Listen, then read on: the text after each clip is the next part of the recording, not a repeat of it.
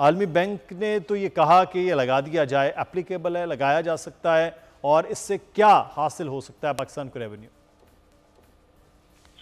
देखिए, ये बात जो है अगर लगाने पे आए तो जीरो इनकम वाले पे भी टैक्स लगाया जा सकता है अगर लॉ पास हो जाए। लेकिन सवाल ये पैदा होता है कि क्या ये रियलिस्टिक है या नहीं है। इस वक्त मैं आपको इसका अंदाजा सिर्फ इस बात से एक छोटी सी एग्जांपल देता हूँ कि अगर 50,000 रुपए को जो है आप डिवाइड कर दें, आज का जो डॉलर रेट है 284 रुपए, तो इससे महीने की जो आमदनी डॉलर में बनेगी वो $176 बनेगी। इस वक्त अमेरिका में मिनिमम जो वेज है, जो मिनिमम वेज $12 पर घंटे का है जी।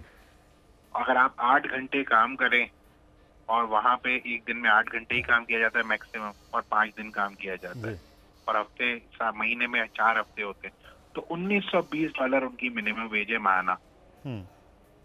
और हमारी मिनिमम वेज कितनी है? 176। तो क्वेश्चन ये कि क्या $176 पे आप टैक्स लगाएंगे तो वो चलेगा कैसे? और जब ये जो बात होती है ना, तो हमें ये रियलिस्टिकली ये सोचना चाहिए कि क्या इस 50,000 रुपए में हम कोई बहुत ज्यादा पैसे कमा रहे हैं या हम हैंड टू माउथ ही हैं। ये ग्राउंड रियलिटी को देखना जरूरी है कि जो 50,000 रुपए कमा रहा है उसका घर का किराया ही 15,000 रुपए होगा।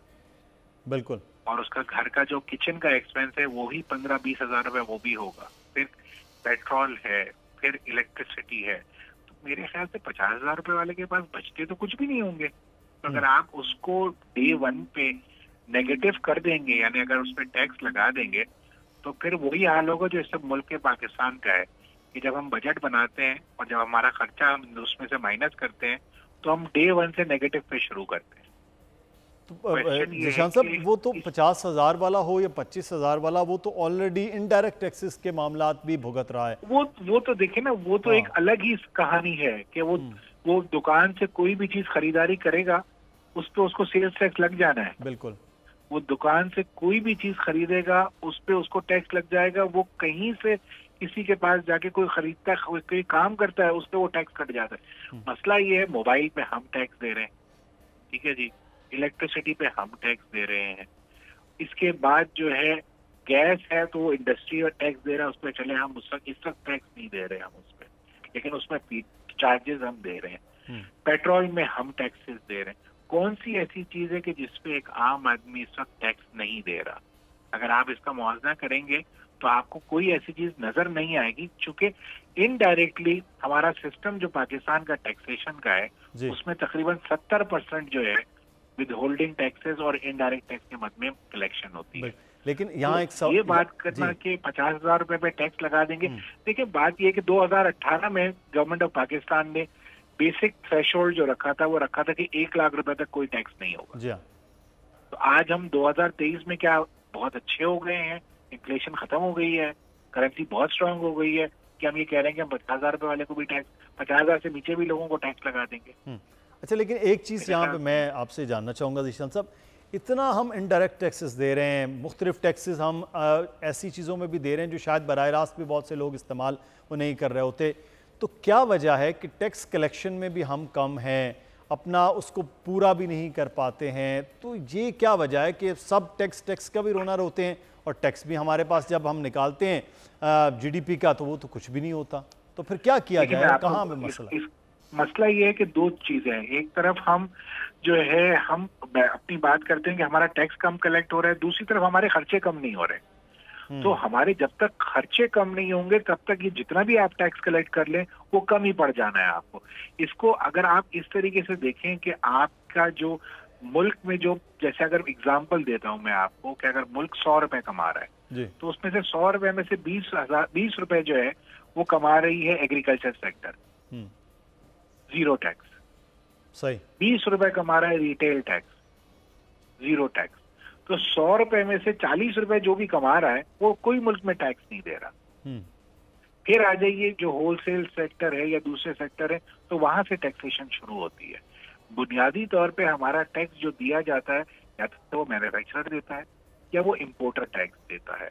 और इम्पोर्टर जब टैक्स उसको लगता है या मैन्युफैक्चरर को किसी को भी टैक्स लगता है तो वो अपनी प्राइस में उसको बिल्ट इन करता है। तो अल्टीमेटली ये मैं और आप जो उसका एंड यूजर होता है वो टैक्स दे रहा होता है, वो उसको चाहे वो ज्यादा कीमत की सूरत में हो, जिसको आप कॉस्ट ऑफ डूइंग बिजनेस कहते हैं या इन्फ्लेशन की में रिलेट करते हैं, या जो है वो इनडायरेक्टली विद होल्डिंग टैक्सेस या सेल्स टैक्स में दे रहा होता है। तो प्रॉब्लम सिर्फ ये है कि अगर हम मुल्क की जब आमदनी बढ़ाने की बात करते हैं तो हमें बहुत सारे स्टेप्स लेने पड़ेंगे, और उसमें एक जो तरीका है कि जो मुल्क में हमारे बहुत हाई टैक्स है, उस टैक्स रेट्स को थोड़ा सा कम होना चाहिए, रैशनलाइज करना चाहिए, और इसी तरीके से हमारे जो सेक्टर्स टैक्स नहीं दे रहे उन्हें टैक्स देना बहुत जरूरी है। सही। अच्छा, एक चीज़ आपने एक पॉइंट कहा, थोड़ा सा मैं ये समझने कि एक इम्पोर्टर है, वो अपनी जो चीज़ है उसमें वो कॉस्ट लगा रहा है, अल्टीमेटली सारिफ टैक्स दे रहा है, तो फिर वो जब टैक्स की रिटर्न जमा होते हैं तो वो तो इम्पोर्टर्स के खाते में हो जाते हैं, पैसे तो मैंने दिए जी, खाते में उसके जाता है, खाते में बिल्कुल सही फरमाया कि खाते में उसके जाता है, वो साहूकार नजर आता है कि ये बहुत ज्यादा टैक्स दे रहा है, लेकिन ग्राउंड रियलिटी कुछ और है। तो ये तो बड़ा मामला अहम है कि इस पे तो खुद जो है वो टैक्स के जो निज़ाम है वही इतना पेचीदा है कि उसको आसान और सहल जैसे आप कर रहे हैं, और फिर दूसरा रेट्स का कम होना वो आसान है, लेकिन जो बोझ है, हम ज़ीशान साहब वो देख रहे हैं कि सैलरीड पर्सन पर जो एक छोटी सैलरी भी, चाहे वो 1.5-2 लाख रुपए कमा रहा है या चाहे वो 20 लाख रुपए कमा रहा है, टैक्स उसी का हो रहा है। बाकी कारोबारी तबके में, जैसे आपने कहा, ज़राअत तो खैर बिल्कुल ही रिटेल के अंदर वहाँ नहीं है, रियल स्टेट है वहाँ नहीं है, तो क्या कोई प्लान हो रहे हैं कि इन चीजों पर भी टैक्स लगाया? देखिए, इस वक्त ऐसा नजर आ रहा है, लेकिन 2-3 फ्रंट पे काम हो रहा है। जैसे आपने ये देखा है कि स्मगलिंग पे क्रैक डाउन हो रहा है, स्मगलिंग को रोका जा रहा है। इसी तरीके से जो ये हवाला हुंडी वाला जो कारोबार, इलीगल कारोबार हो रहा था, इसको रोका जा रहा है। इसी तरीके से मैं ये समझता हूँ कि अगर आप टैक्स के कुछ आसान कर देंगे, उसमें जो सुकुम मौजूद है उसको ठीक कर देंगे, तो मैं ये समझता हूँ कि जो यहाँ पे जो एक आम आदमी है ना, देखिए हर कोई, पाकिस्तान क्यों सबसे ज्यादा ज़कात और खैरात देने वाले मुल्कों में शुमार होता है। जब हम ये दे सकते हैं तो इसका मतलब है कि हम टैक्स भी दे सकते हैं।